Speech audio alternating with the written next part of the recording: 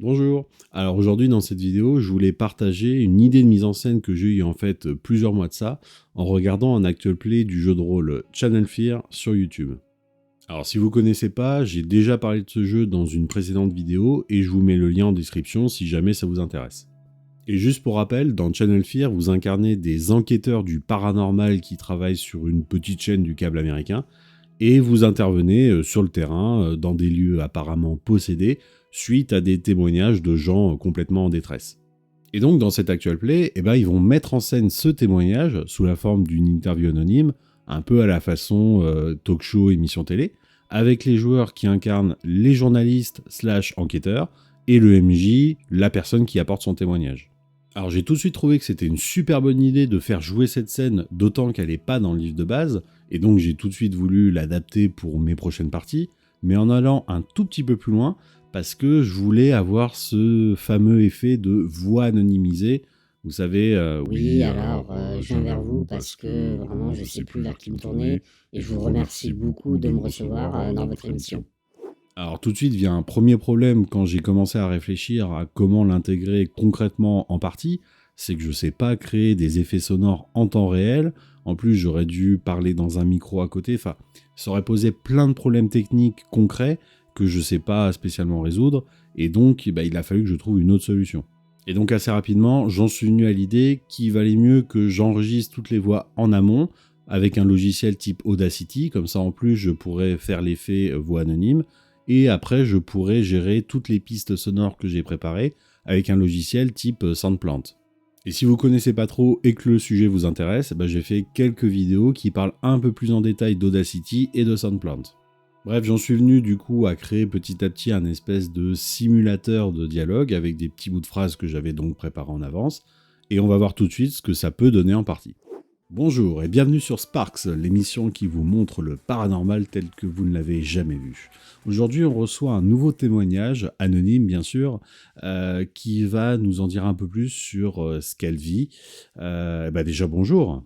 Bonjour et merci de me donner la parole sur votre antenne. C'est normal, il n'y a pas de souci, on est là pour ça.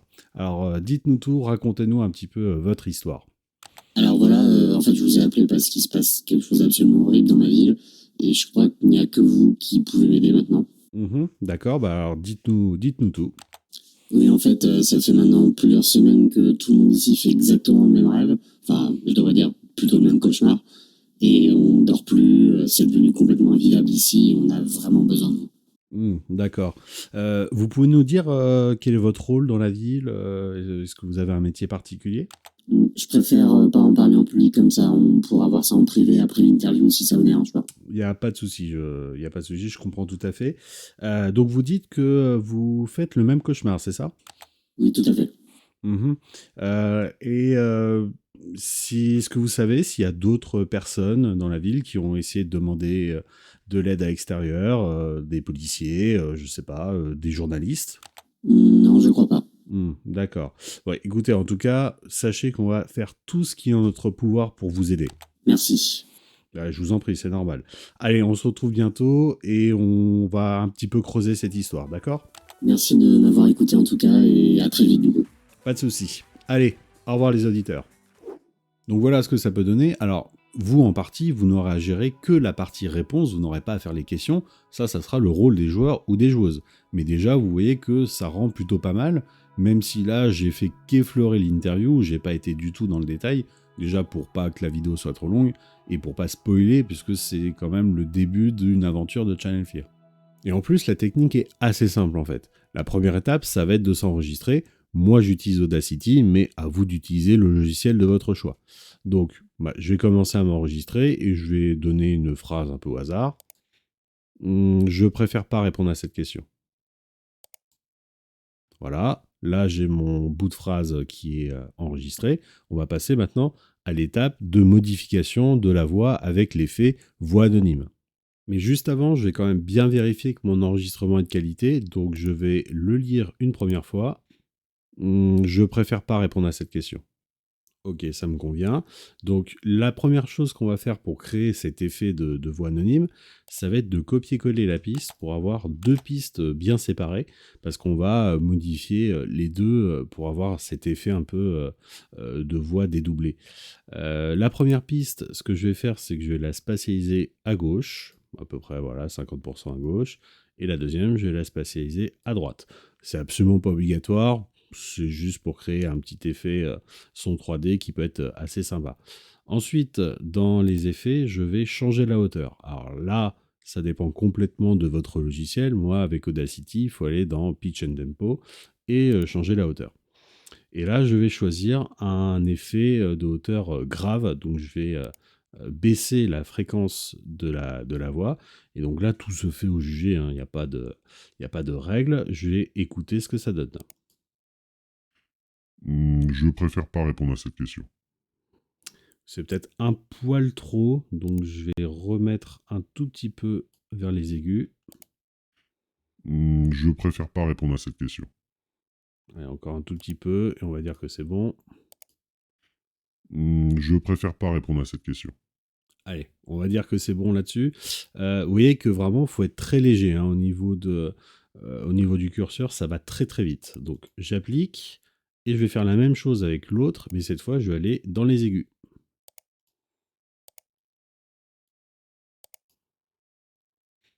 Je préfère pas répondre à cette question. Donc là, je suis revenu à peu près au point de départ, donc hop, je repars vers les aigus encore. Je préfère pas répondre à cette question. C'est pas mal, je pense qu'on peut encore un tout petit peu pousser. Je préfère pas répondre à cette question. Allez, encore un tout petit peu, on sera bon. Je préfère pas répondre à cette question. Allez, on accepte. On va lire les deux pistes en même temps, puis on va voir ce que ça donne. Je préfère pas répondre à cette question. Bon, on pourrait largement améliorer l'effet. Hein. Là, j'ai vraiment pris 1 minute à peine pour le faire. Mais vous voyez à peu près l'idée, et ça rend déjà un résultat tout à fait correct. Voilà, et ben maintenant il ne reste plus qu'à faire la même chose avec toutes les pistes sonores que vous avez préparées, et enfin à les insérer dans votre fichier SoundPlant. C'est ce que je vais faire là avec quelques pistes, histoire de terminer l'exemple.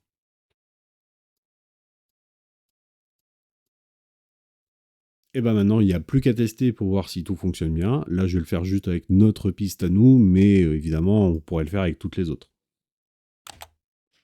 Je préfère pas répondre à cette question. Et voilà.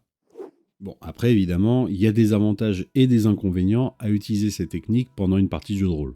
Pour ce qui est des avantages, ça fait quand même une scène qu'on voit pas tous les jours dans une table de jeu de rôle, et puis ça apporte une ambiance et une immersion assez sympa à la table.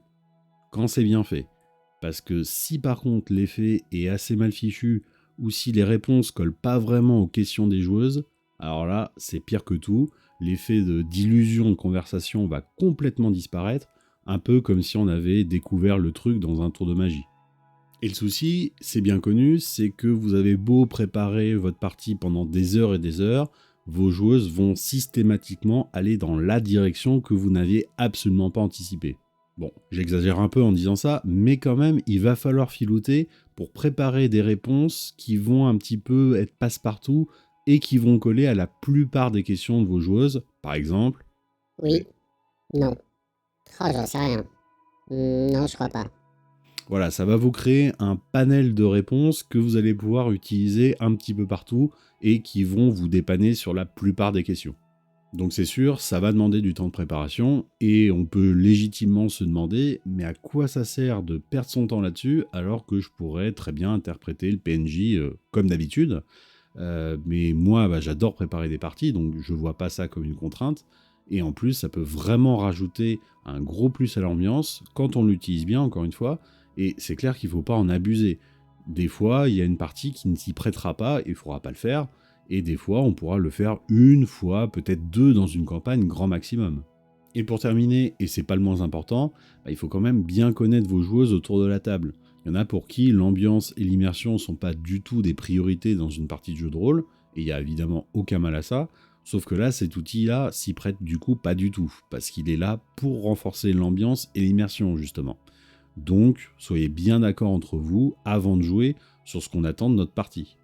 Et comme d'habitude avec le jeu de rôle, prenez ce qui vous plaît dans ce que je viens de vous dire, laissez de côté le reste et faites-vous-en votre propre outil qui vous conviendra à vous, pour vos joueuses et vos tables de jeu de rôle. Et voilà, j'espère que ça vous a été utile, voire même un petit peu inspiré pour vos prochaines parties.